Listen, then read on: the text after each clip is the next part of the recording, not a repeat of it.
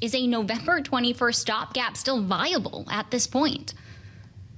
Well, it's hard to predict the actions of the Democrats because right now they've been stalling a very basic, clean continuation of funding. What we need to see in the House of Representatives for the Senate to send us some kind of funding bill. They need to figure out what they can pass in that side of the building. Unfortunately, because of the filibuster, you have Democrats that's preventing a vote. If they would just allow a vote on the continuing resolution that they have voted for numerous times in the past, we would be able to open government. We'd be able to fund government. Chuck Schumer voted for a continuing resolution just like this 13 times when Biden was president. In fact, as recent as this past March. Well, I know that you've been very consistent in your views on this, Mr. Chairman, and it's good to have you back on Bloomberg. You probably heard the conversation we were just having, and it's causing some heads to explode here in Washington, the idea of a full year CR being the only way out of this. Is that a non-starter for you? And what does it tell us about where we stand on Capitol Hill? So I've been hearing this conversation from senators, from House members, that a CR, not just for a year, but to December 1st of next year. This has been conversations that I've been hearing in Washington, D.C., and we just need to make sure that government is open and serving the American people, and we need to make sure that government is not at risk of political games, which we're seeing played right now by the House and Senate Democrats. So just for clarity, Congressman, is that something that's really on the table? Where do you fall on this idea of a longer term government funding bill? I strongly support a longer term continued resolution. I would support that until December 1st. I think that would allow more stability for our economy, stability for the American people. The fact that we had the whip of the House Democrats just recently say on TV that, yes, people are hurting in the shutdown, but this is our leverage. It is unfortunate that people believe making the American folks hurt as leverage. That's unacceptable. That is why I would support a longer term continuing resolution. Are we talking December 1st weeks from now or December 1st, 2026, Mr. Chairman? December 21st, 2026 is what I've been hearing up here as a suggestion, as an opportunity of a continuing resolution. As we know, we're operating under a year-long resolution from last year. We're looking at what was appropriated when Biden was president. Yeah, which is one of the ironies of this whole debate that now Republicans are urging Democrats to vote for Joe Biden's budget plan. Would that still allow for a debate over Obamacare subsidies? Is that something that you're interested in for your constituents as open enrollment is set to begin?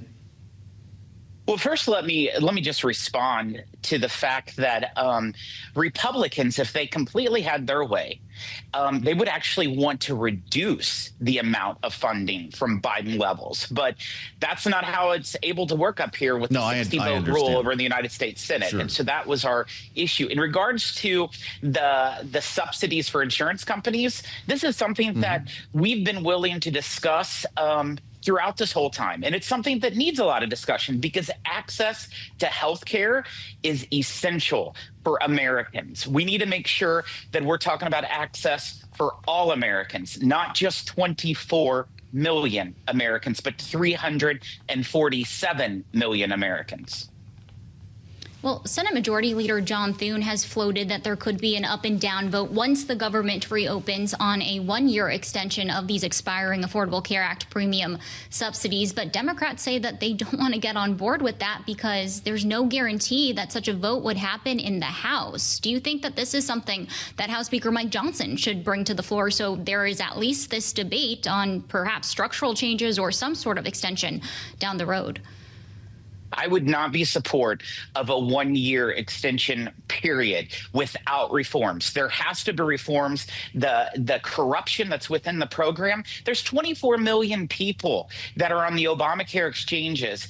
Half of them last year, that's 12 million, didn't even file a claim. Why did those 12 million not file a claim? I'm sure it's because they didn't even know that they were on the exchanges. But guess what?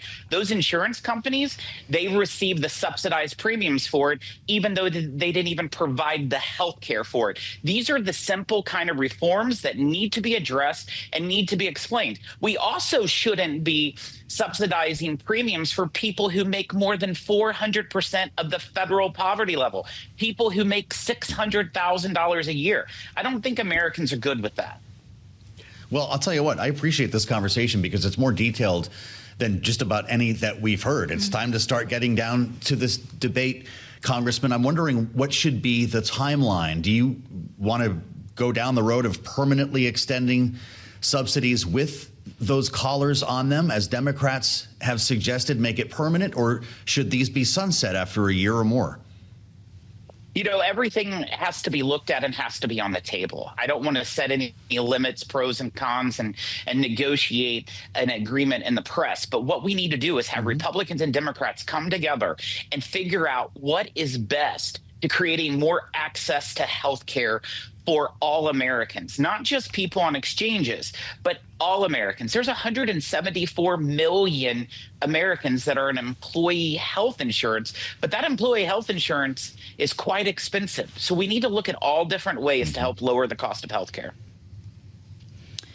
Congressman, I also want to ask you about something else that the government shutdown has impacted, which is economic aid for farmers. Now, the Trump administration says that it is planning to unveil $3 billion worth of such economic assistance tomorrow, actually. I've learned that Missouri, your state, is one of the top 3 soybean producing states in the country.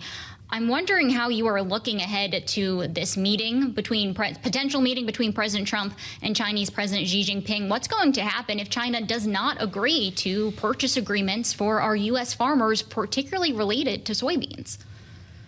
Let me tell you, what the Chinese have done to U.S. soybean farmers alone has been atrocious. Typically, in the average year, China purchases somewhere between $12 to $15 billion worth of soybeans a year from the United States. They have not purchased $1 this year. And so that better be on the table. That has to be something that's being discussed, because that is drastically affecting the commodity prices here in the United States. I represent Southeast Missouri. We have more soybean farmers in Southeast Missouri than the entire state of Missouri. And these folks are facing some dire situations. I am glad that the president has said that he's going to take care of the farmers. It's extremely important that he does that, but we need to make sure that China opens up their markets if they want us to purchase their products. It does seem punitive at this point, Congressman. We only have 30 seconds left. Is that how you see it? Well, what the Chinese have done is clearly punitive. It was for a punitive measure, much like how they've been restricting critical minerals and rare earth to try to be punitive to the world.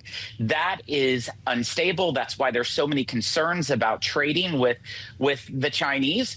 Hopefully, they'll be able to get to a common ground in their meeting.